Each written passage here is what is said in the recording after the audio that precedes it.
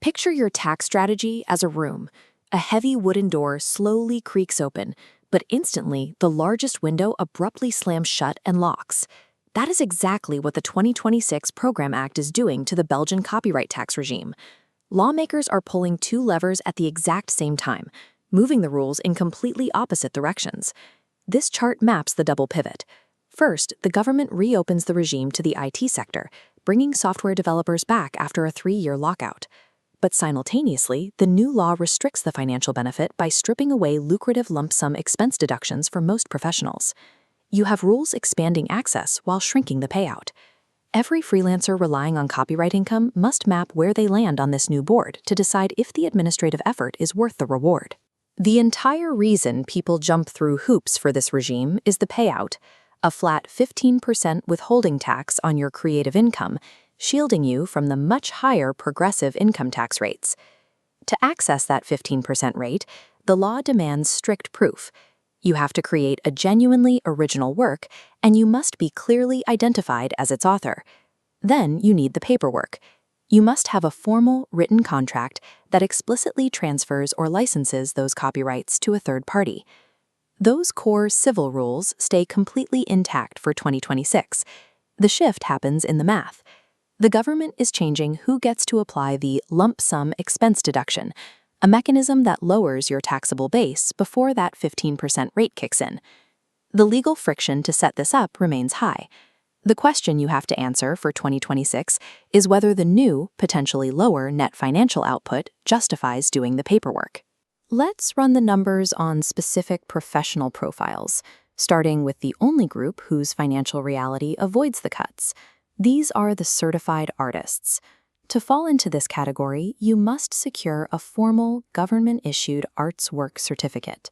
Specifically, you need to hold an ordinary or plus-level certificate. A starter-level certificate does not qualify. Look at the first row for certified artists. In 2026, they maintain the 15% rate and full lump sum expense deductions. Their net verdict is stable. But that stability requires passing a rigorous, scrutinized government certification process, verifying genuine artistic activity. If you clear that hurdle, you preserve the maximum tax benefit. But it permanently locks non-artistic business creators out of claiming those exact same deductions.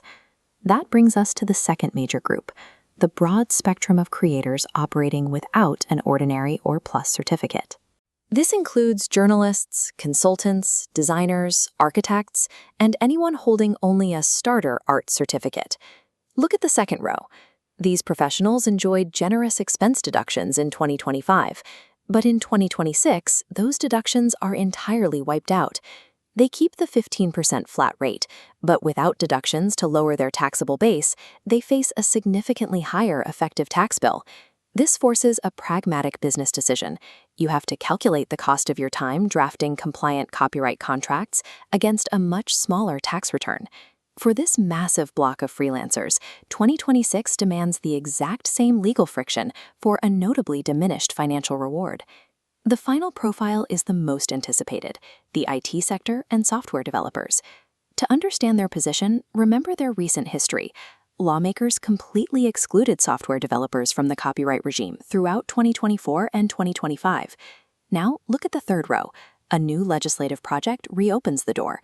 In 2026, original coding and software development qualify for the 15% rate once again. But there is a catch. Re-entering now means they get the 15% rate but no expense deductions, and they are under the same strict compliance microscope. You still have to prove you wrote original code and execute a formal copyright transfer contract. Compared to being totally locked out in 2025, the IT sector's return is a massive tax victory. It just yields a less lucrative net output than the pre-exclusion era. With the profile set, we need to apply this logic to your own business strategy. This flowchart gives you the steps. Your first node is simple. Do you hold an ordinary or plus art certificate? If yes, you proceed with your full historical benefits, keeping the 15% rate and the expense deductions. If no, you drop down to the second node. Does your specific creative work still qualify legally for the 15% flat rate? If your work qualifies, you can proceed, but strictly without claiming any expense deductions. Relying on assumptions right now is dangerous. Every freelancer has to actively trace their own path through this new legal map. The highest risk you face in 2026 is complacency. Simply rolling over your 2025 tax setup into 2026 and claiming deductions without proper certification creates an immediate red flag for an audit. You need to proactively recalculate your exact net benefits. You have to ensure the reduced return still covers the cost of compliance. And remember, a bulletproof civil foundation, clear originality, and written contracts is your only real protection against those audits. The Belgian copyright tax regime is no longer a passive entitlement. It is an active, highly scrutinized management task. The legislative landscape is still shifting, and this video serves as an analytical breakdown of the new rules. You must consult your accountant or tax advisor to apply these changes to your specific portfolio.